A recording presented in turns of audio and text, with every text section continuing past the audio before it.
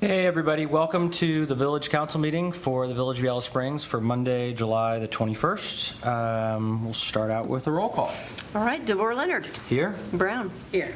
Hausch. Here. We are expecting Trish Gustafson. Kevin Stokes is out of town, and as you've noted, DeVore Leonard is sitting in for Kevin. Elise Giardulo is acting village manager, sitting in for Johnny Burns, who is out of town. Sarah Sparks is here from Bricker Graydon, sitting in for Amy Blankenship, who is out of town. And Michelle Robinson, finance director, is here as herself for herself. That's it. Excellent. Are there any announcements? Yeah, I've got a few. So I did want to highlight that, remember, we do not have a meeting on August 4th or 7th. No, August 4th. We have historically taken off the first Monday in August so that Judy can have a vacation and others can have a vacation. And I always like to attribute this to Lori Asklund, a former council member who brought this up. And so this has been a tradition for, gosh, at least 10 years. So we'll see you on the third Monday of August. A couple things that are going to be happening before that next meeting will be Art on the Lawn, which is again going to be at North College. So this is the future site of the amazing new senior center. As a side note, if you haven't seen the plans for that building, it is so great, and it's going to be so great for our villagers. Also, the next Beloved Community Meal is going to be on August 16th. Those happen at the Presby Church from noon to 2, and everyone's welcome to join that free meal. And I wanted to highlight, we had a really great panel of elected officials talking about why it's important to run and represent your community. Our own Carmen Brown was on that panel, did a great job, as well as Chris Moocher from the township and Rebecca Potter from the school board. And then the last thing I wanted to highlight was, is, on June 24th, this Thursday, the ribbon cutting for the Cascades Affordable Housing Complex is going to be happening. That's from 4 to 6:30. The program starts at 5:30.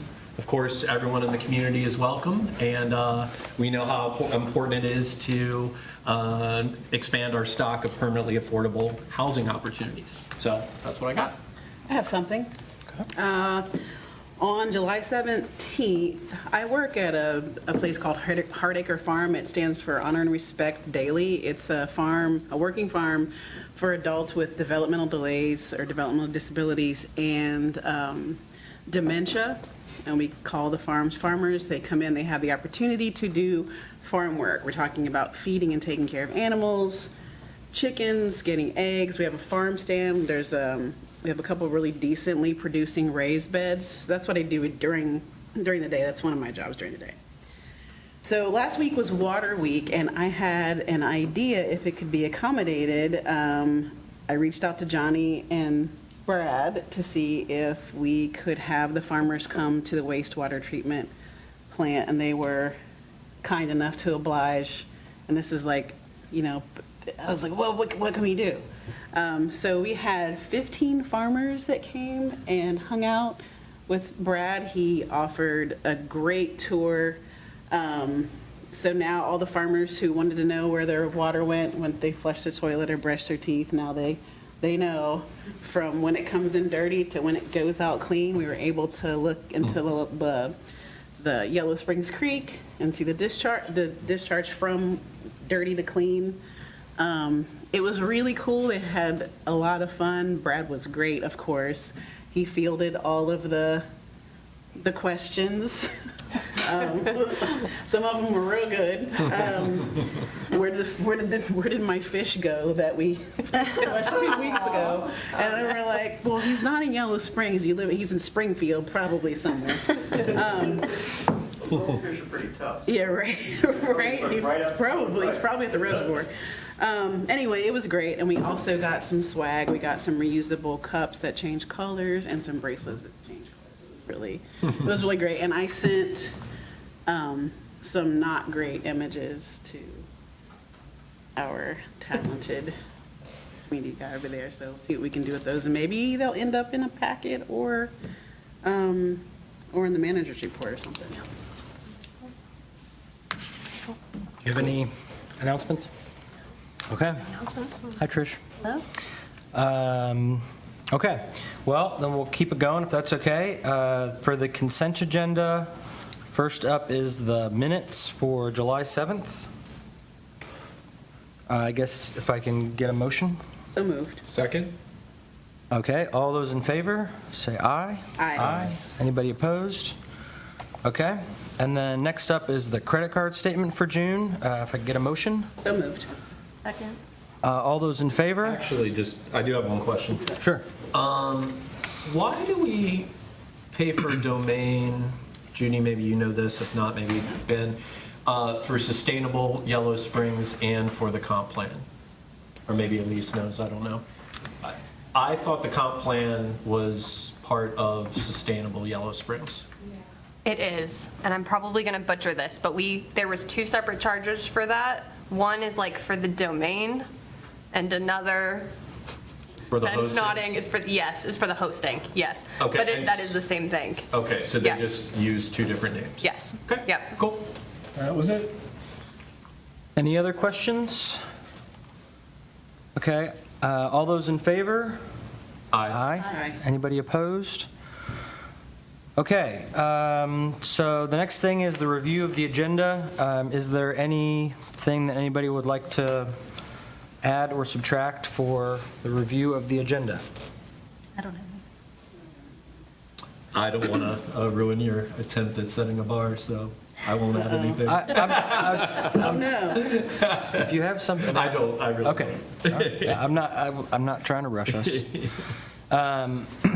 So the next thing then is petitions and communications. I'm just going to read it to keep it moving. The clerk will receive and file, mayor's clerk with the monthly reports, mayor's clerk with the quarterly report, and Alex Scott with a home ink flyer. And now we are on to public hearings and legislation. So since it's just resolutions, we don't have to do the thing. Okay, so Judy, if you wouldn't mind reading Resolution 2025-40 by title only, please. This is authorizing the village manager to renew health insurance for village employees. Okay, great. It looks like, Michelle, you're up? Yeah, we can- Get a motion, sorry. So moved. Second. Thank you. Okay. Okay, so as we announced back in April, when we brought to you the health insurance plan, then we let you know that we're going to have 2 renewal periods because of when we joined the OBC, it was mid-year for them. And so now to get on the correct renewal period with OBC, it will be September of every year. So we brought back for your approval the renewal amounts. In the memo that I sent you guys, it said 4%. It's actually a 3% increase, but that's still with the minimal increase. It keeps us below our 2024 premiums that we were paying. Cool. Are there any questions? Yeah, I think we discussed this in depth in the past, so, yeah. And we knew that we had to do that reapproval, so. Yep. Sounds great. Okay. I'm glad we joined the collaborative.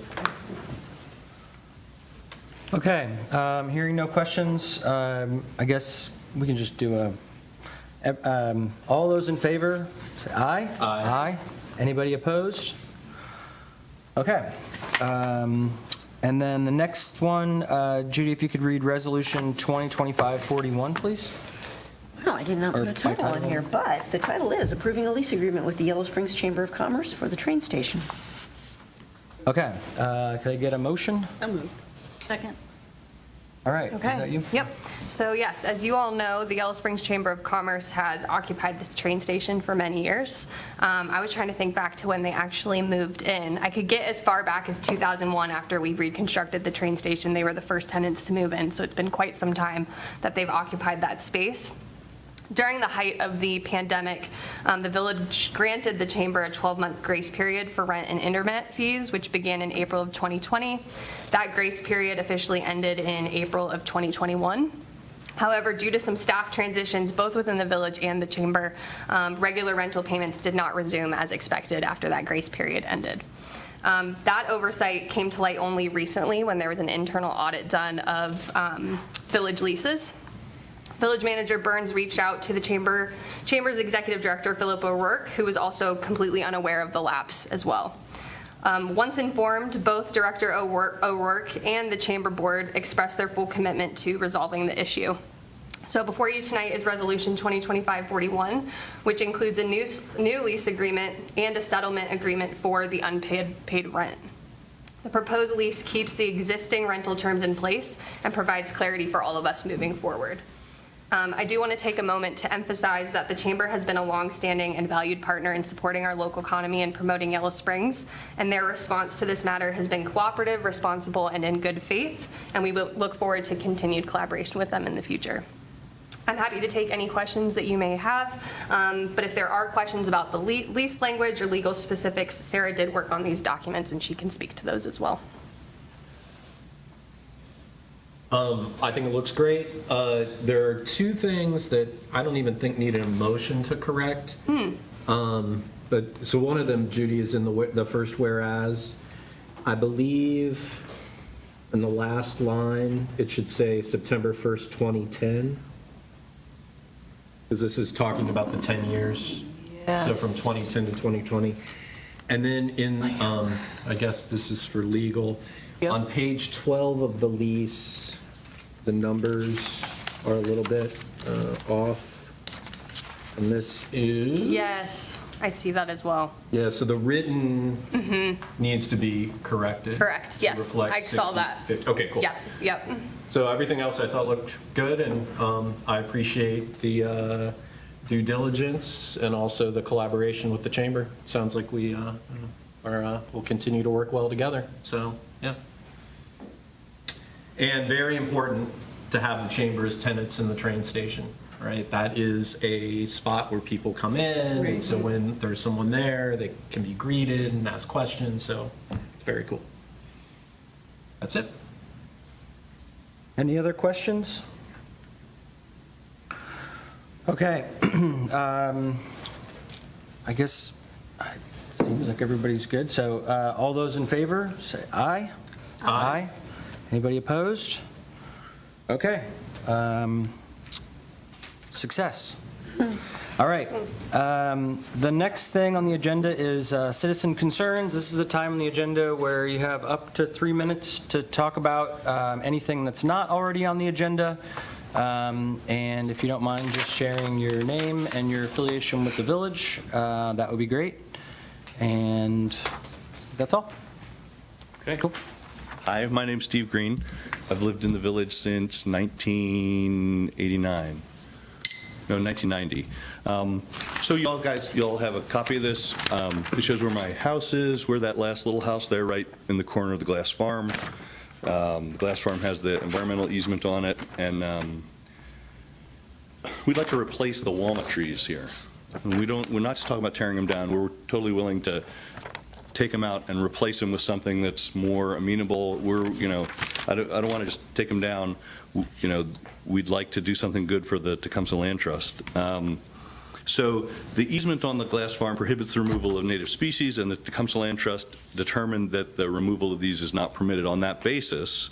But we would like to ask you guys to see if you can put in a good word, make an exception. This is where this environmental easement is right next to residential property, and so it's having an impact on our house and on our garden. We're big gardeners. We grow tomatoes. We grow the daylilies, and these are right. It's the sunny part of the yard, and this is right next to where these black walnut trees are. So if the black walnut trees, they're not rare, they're just native, which is why the Tecumseh Land Trust doesn't feel like they can take them down. But if they were blocking something or they were against a power line, you certainly could say, well, this is a nuisance, and you could take it down. You would have to have some flexibility to do that. The jug loan, which comes out of the black walnut trees, is essentially a nuisance. Once it contaminates the soil, it's contaminated forever. And it doesn't affect every plant, but it does affect a lot of plants, and tomatoes and daylilies are two of the ones that are very susceptible to it. So we would like you guys to consider that these trees are for this purpose, a nuisance and give us some ability or some good word to ask the Tecumseh Land Trust to let us take them down and replace them with something else. This could be a win-win for everybody, my tomatoes and the Tecumseh Land Trust. I'm sure there's something that they would rather have there than black walnut trees. So thank you for your consideration. I don't know what you guys can do, but hopefully put in a good word for us. Thank you. Better for you, service berries. What's that? I think if you take them down, you're able to take them down. Service berries, Emily. Okay, let's please Okay. not have crosstalk. Yeah. It's trying to be helpful. Okay. Yeah, you're welcome to talk afterwards. Cool. Are there any other citizen concerns? I'm Yeah. John Blakelock. Yeah, just come on up to the mic for us. Yeah. Okay. Yeah, so I don't know if you want to talk about the issues I brought up in my letter or want to look into them more. So the way it typically works is that in citizen concerns, there's up to 3 minutes to talk about anything you want to talk about. Okay. And then we don't typically respond because you can kind of imagine like going through every issue with every person individually can be a challenge. Sure. So, So the main thing Yeah. I'll bring up then is the effect that the Union Schoolhouse project has had on my basement.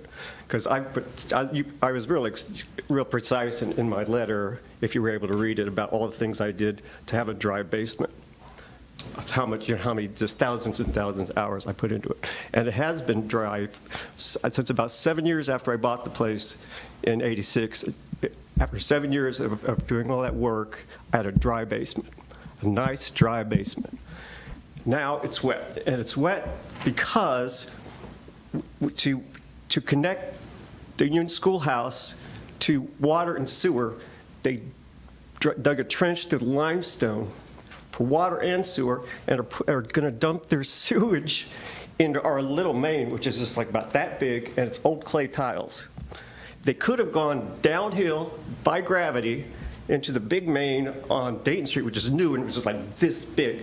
But they didn't want to go through all that limestone. So they thought they could save some money by putting it down here. Now, they're still putting electricity there, so there's nobody flushing any toilets yet, but already, just because that trench in the limestone is bringing rainwater down, and then the sewer pipe in front of my house is on bedrock, so that water comes along the bedrock, interacts with that leaky sewage line, and it's in my basement. And it's always going to be there. I'm going to have to put in a sump pump, but I'm never going to have a dry basement again. But they sure can't start running their toilets into that pipe. Everybody on my street will have a blocked up because they got a masticator, and they're going to pump it uphill and then down in front of it. Everybody on my street is going to have clogged up. They're going to have sewage in their basement. I guarantee you.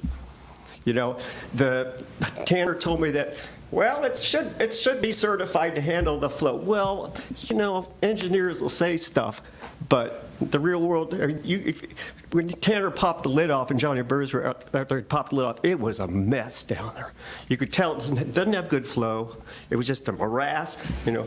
Tanner was reaching down with his long shovel and kind of scraping the stuff up, trying to make it flow, So he's got me trying to find a lateral from my garage. And so I've been 6 days last week digging, and then he came out and talked to me because I can't find it, but I ran into my gas line, so I'm really hesitant to dig more. And he said, "Okay, is time up?" Okay, thank you. okay, thank you. Are there any other citizen concerns? Okay, next up will be special reports, but I don't think there are any, right? Okay, and then the manager's report? We're on a roll. I need to keep this quick. Okay. All right, manager's report. So tonight, of course, I'm filling in for Village Manager Johnny Burns, who's currently in Navajo Nation with several of our electric crew members, including Ben Sparks, Lane Deitman, and Alex Cross for the Light Up Navajo initiative. I did receive a great update this morning from them. In just one day, they installed 5 poles, 4 spans of primary, 1 transformer, and successfully brought power to a home where the resident had applied for electricity 10 years ago. So some truly life-changing work that they're doing out there. So we do want to thank Council, American Municipal Power, and the APPA for supporting the village's participation in this program. A huge thank you as well to YS Branding and Mark Heiss for once again providing t-shirts for our crew in Navajo. Your generosity, both now and the previous trip, is deeply appreciated, so we thank you. Other news, the summer edition of the Village Grapevine should be arriving in mailboxes this week, so that does get mailed to anyone living in the 45387 zip code, so that does include the township as well.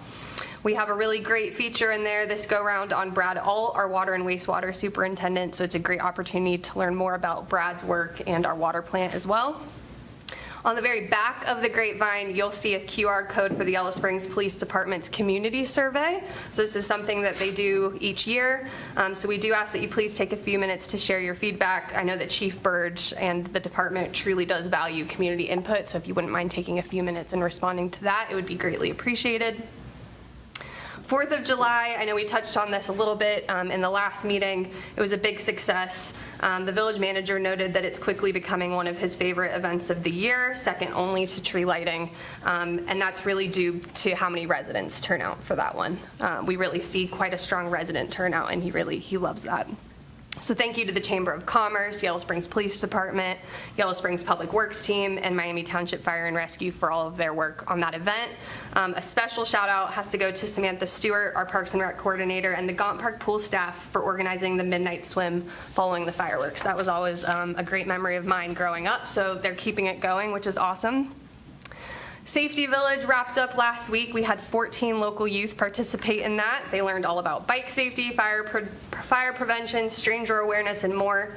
We do want to thank Mills Park Hotel for sponsoring that event, and to Chief Burge and the YSPD, and especially dispatcher Daisy Cusick for organizing that entire event. So if you have a child entering kindergarten or first grade next year, it's a great opportunity for them to learn some things. So I would suggest signing up for that next year when that comes back about.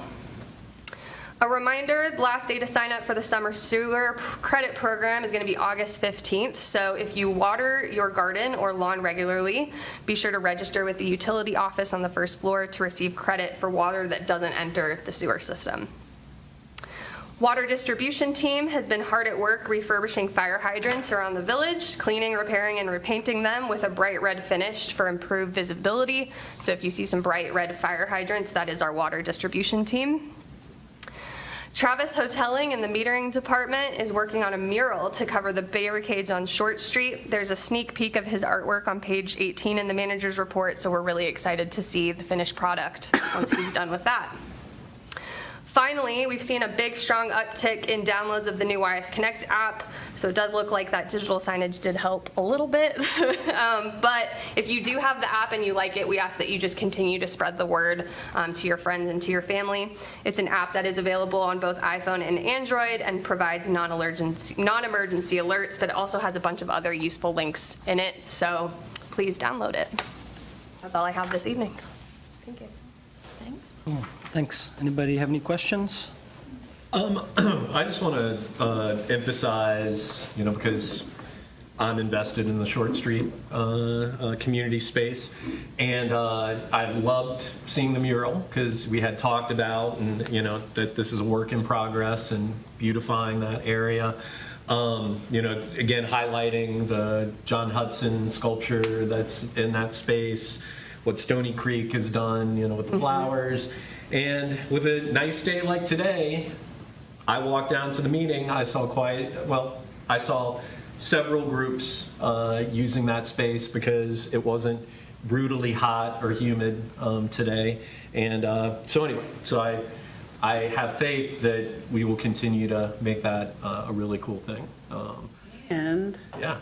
I will say this, I did send Johnny and Elise a link to a company that makes, it's basically, they're fancy, like landscape shades. Nice. They're fancy. Yeah, it's been cool to see. Yeah, it's been cool to see. Yeah. Karen Wintro shared kind of the really nice restroom that you can have. That's kind of an in between. We got all kinds of stuff we can do. Yeah, Heartstrings talked about setting up and playing downtown. But yeah, I want to highlight that because I know it's been a lot of discussion about it. So, thanks. Cool. Cool. Any other questions? All right, thank you.